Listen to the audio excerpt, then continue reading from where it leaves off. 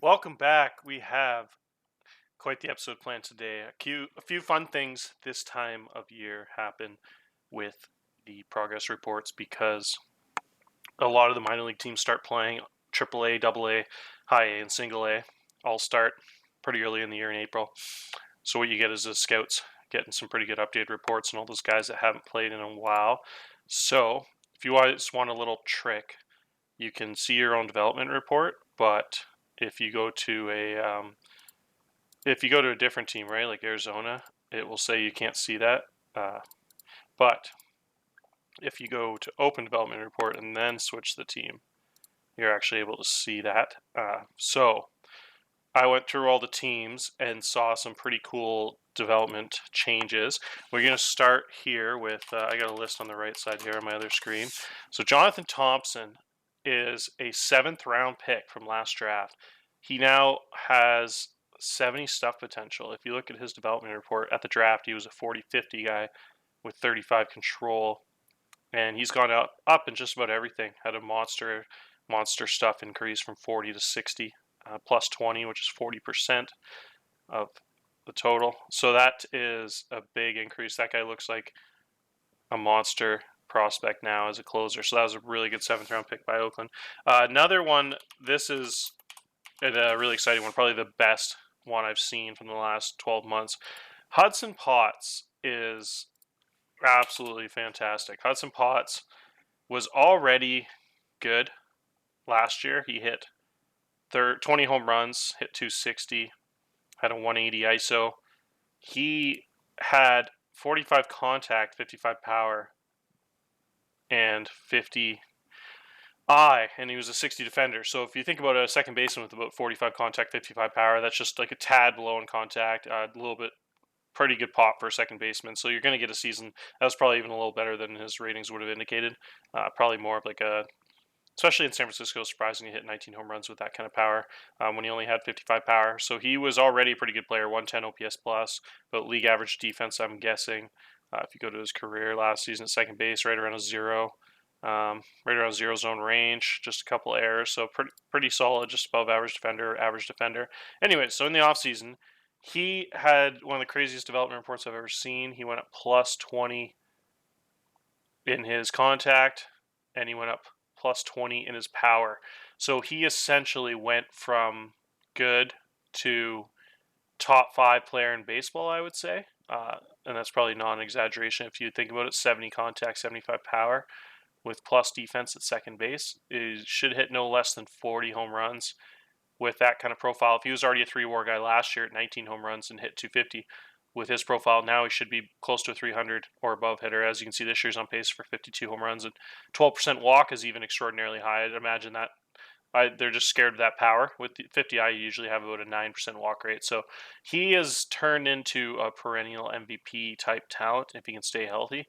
I'd imagine he has some 7 to 8 WAR seasons over the next few years, and he could fill in at third base and be just as good. So that really is pretty close to Fernando Tatis, I'd say, as the 2 best young middle infielders in the game. Infielders in the game now. He is a freak. He's probably more valuable than Luke Leto, in my opinion, which is pretty saying something, because Luke Leto pretty much could have won MVP last season, but he's also extraordinarily good with the elite defense. Pretty similar, I'd say. Like 7 WAR last year, Putz should be about that the next few years. My scout doesn't like Leto's quite as much as some of your other scouts. I've seen some people tell me that they have a 70 hit tool on him with a little bit more power, and I've seen I think someone sent me a screenshot on his scout. They had him at like a 70i. So, as you can see, the eye probably is better than my scout says. Maybe not, but was it like a 12% walk rate, 11% walk rate. So, pretty amazing players they got in the middle of the field there. That is just scary, especially the fact they have a 70 range third baseman like Arenado, who's starting slow, but still pretty elite player. So, that is quite the team San Francisco's building there. It's pretty scary. Another one I want to show you is Brian Medina. I think Pittsburgh had a nice, huge development report on him. If you look, he has gone up. He's always struggled with control, but he gained a lot of movement, so he shouldn't let up so many home runs now. And he's another guy. So he added a sinker to his repertoire. His sinker is already a 50. He was acquired way back in the day in 21, must have been very young. He was San Diego Padres, probably 16-year-old back to 2019 or something like that. So he has come a long way, and he's had some injuries, but he's looking like he's a really solid back end guy now. Pretty close to being a high leverage guy in the future. Pittsburgh did a nice job of securing him when he was super young. A couple of those trades back in the day. Another one I want to show you is Willie Morel. Willie Morel looks like the obviously I think this trade worked out pretty well for San Francisco. Josh Hader, who is gone and just dominated. Milwaukee got a few really good young pitching prospects back. This guy still looks pretty good, Joubert. And then you got Cannavaro. Cannavaro looks like a solid prospect still with major league level talent at 21 years old, pretty good currents. I think if he was in the draft this year, he would be like a third or fourth round pick, most likely. Nice 3 pitches, high stamina, really nice currents. So he's a really solid looking prospect too. But the star of that trade would have to be Willie Morel. Willie Morel has gone up a ton, as you can see in his prospect reports. The big jump here was the control. Willie Morel gained a ton of control. You can see his walk rate was 10% last year. Then he had that big control jump, and now it's down to 6.5 in A-ball in 22 innings, which is a decent sample size, pretty small, but not usually the walk and K rates are pretty solid over as long as you get over 20 innings. That's a really nice profile. That guy looks like he has a star in his future, but the problem is his third pitch. So I think he's going to be a really high-end back-end guy if he doesn't get that third pitch, where he should have 70 stuff, 60 control, give him an elite high leverage profile, but he could be a star if he can get a third pitch. That changeup doesn't look like it's coming, so we'll keep an eye on him. But he does have that high intelligence, good mental, so he could develop there, but that's got to keep an eye on. Nice piece they got there. I think the next one I'll talk about here is KC. KC has a lot of studs coming up. Our commissioner there has acquired a ton of talent. He's been about a 70-win team for a few years, made some future trades where he traded some good current players for some prospects, and a lot of those guys are starting to develop now, and then he's drafted some, so it was a pretty good job by him getting that small budget team pretty oozed with talent in the minors there. So one of the best ones is Cesare. Cesare was a second-round pick last year. He is instantly gains a huge amount of stuff, and his control's gone up, and his movements just slowly increase. So he's now 65 movement, 65 stuff, 55 movement with 2 very good pitches. He's good to both sides of the plate with a fastball changeup. Should have a balanced scouting report there, a little better against lefties. The guy is awesome with a 100-mile-an-hour fastball. Another guy that looks like a top-end closer. Another one, which is crazy, is E.P. Reese. He was already pretty much fully developed. I just got a +10 on his eye, and a plus on his contact. So now, if you look at that profile, that is unbelievable because it's a guy that should steal between 25 and 40 bases a year, as you can see there. The guy's getting on base at 13 and 15% the last 2 seasons, and that was when he had a 70 eye, maybe 75. So that walk rate could be as high as 14, 15. That's some Juan Soto level eye. So that guy should have an on-base percentage no lower than 360. He's hitting a little below that this year, but the guy is also in a big pitcher's park there. It's a little harder to hit, and he can't quite get to his power. He's also got 5 home runs this year already, which is pretty cool. But E.P. Reese, a guy to keep an eye on as a on-base percentage beast. Love that prospect. Yeah, another guy, he had Jeff Dobson go up a lot. That's his other crown jewel of the draft. He was his 3rd overall pick in 23, and a high school guy. I think at the time he had all 30 currents, 25s, and he's gone up 20 I since 2023. So yeah, the draft this was where he was drafted right here. It would have been June 23. So at the draft he was only 25 contacts, so it's gone up 20.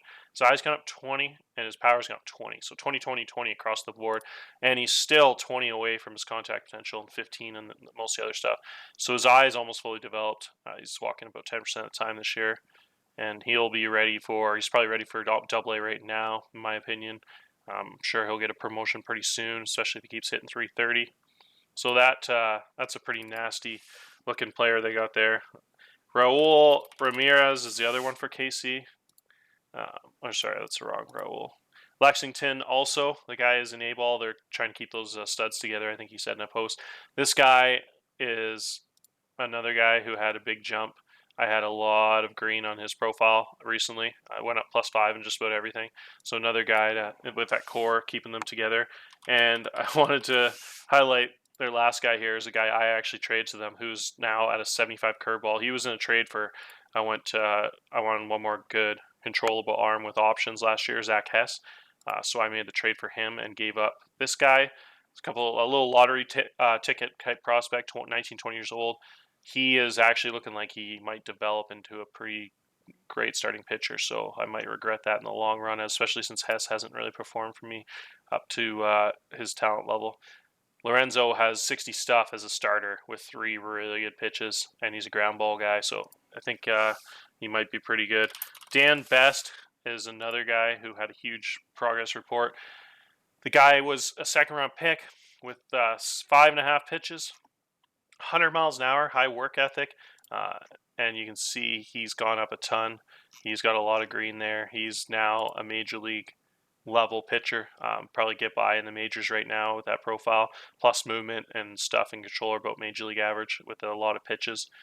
Looks like he'll probably play about half the year in high A and maybe the second half in double A. We'll see. He's doing really well there with only a 5% walk rate, so it's 65% ground ball rate, 62% last year. So the guy's going to have a lot of ground balls. Chicago White Sox have him. They have really good defensive shortstop there, Pacheco. A couple of Moncada's is a pretty good defensive third baseman, so good team to have lots of ground balls too. Nick Madrigal's a pretty solid defender at second, so should be a nice fit there if he sticks around. Chicago's also a pretty good team that wins division every year, so they could always move him in a trade and go all in if they feel like they're a major league player away, but looks like they might hold on to him. We'll see. Joe Rudge was a player that Atlanta just picked up in a trade for Kyle Mueller. Joe Rudge had a big progress report. He went from 25 to 30 control, which is good for a young guy. His stuff went up a little bit. His movement went up a little bit. So that's a pretty high ceiling guy in my division to keep an eye on. He should be pretty highly rated prospect. He's already number 82 actually, so he should be a top 50 guy pretty soon. We'll see if he continues that trend upwards. It looks like he's come a long way from 30 stuff. He's gone up about 15 in those two categories, 10 in those two categories since his younger years. So yeah, that guy's another guy to keep an eye on. Is a really good player. And then one more player that's tearing the cover off the ball so far is a really interesting player. The Gamma has Sean Baker here. Sean Baker has 70 speed, but absolutely no stealing base running, which is crazy. 20 is just so low because it could be below 20. It doesn't go below 20, so it could be like a legitimate 7. But the guy, at least he'll run to first base fast, even if he sucks once he's on first base, moving across the base pass. But he also can field very well. He's a 70 range second baseman, and he also can play the outfield. Pretty good ratings out there, but should be a really plus defender at second base with a 60 turn double play and a 70 range. The guy is dominating, hitting almost 400 in high A. He fell to the second round last year. He was mocked in the first round by the OSA. I don't know. It looks like his power's gotten all the way to 40 here. His contact's gone up 10 since the draft last year, and his eye's gotten a little better, and he's gained a lot of defense at second base. So he's kind of struggled a little bit at the start of the year last year and then started to turn on late from what I remember. And this year, looks like his ISO's improved by 100 points. His bat pip's pretty unsustainable at 450, but I don't expect him to keep it 397. But that's a guy that has the profile with a 50 power tool, 50 contact tool, 70 runner, and 70 range. He's got most of the tools you need. He could be a really good second baseman, so that's another really nice prospect. So, yeah, I want to make this episode just kind of go over all those development reports and show you guys just that little trick in case you didn't know. So, yeah, like you can just go over all the teams here, and then I just kind of quickly look and then see if you see how much green or whatever you get, and then you can kind of tell which guys to keep an eye on that are changing. Another thing I didn't mention last video in the draft history is if you actually go to, let's see here, rookie draft, and then you go draft history, and then you go to all players. Say we're going to go to 2025. You can actually add this filter in under miscellaneous that I didn't ever add before. I never really thought about it until just the other day.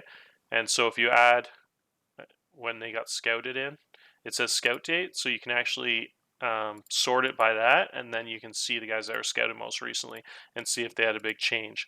So I'll save that view, save to global. So now it's saved under there. So if I am to go to the draft pool, I can look at this year, our draft right now, and then I can see who was scouted most recently. So if I go to this, it'll say this guy was scouted April 27, which is today. So if I'm making a draft decision, you can see if there's any radical changes, like the right before you're going to pick. Maybe some guy that looked like a 15th round pick all of a sudden turned into a stud. So you can see little things like that. So just another little trick in case you guys didn't know about that. I just learned about that, actually started doing that myself. So good episode. I will end it here. Just want to go over a couple of those reports, and we'll make another one later. Cheers.